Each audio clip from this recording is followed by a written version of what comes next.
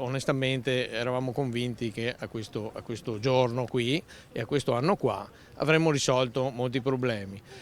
E quello che si chiede è il rispetto della volontà del popolo, il rispetto della volontà dei nostri imprenditori che hanno creduto che fosse possibile migliorare le cose andando a votare per il referendum ed esprimendosi per un'autonomia spinta. Se giovedì la bozza del disegno di legge Calderoli sull'autonomia differenziata approderà in Consiglio dei Ministri, resta scettico il mondo imprenditoriale veneto che il provvedimento lo attende da oltre 5 anni, dal 22 ottobre 2017.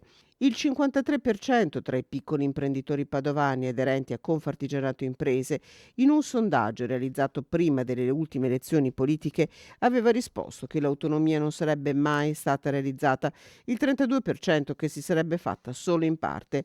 Per questo gli imprenditori pungolano il governo Meloni. Siamo pronti a misurarlo sui fatti, lo misureremo sull'autonomia. Un tentativo di migliorare le cose in realtà viene un po' insabbiato, viene un po' messo in secondo piano con problematiche magari che non vengono comprese benissimo. Ricordo che le imprese artigiane nella sola provincia di Padova sono circa 25.000, 24-25.000 con più di 60.000 impiegati in queste aziende.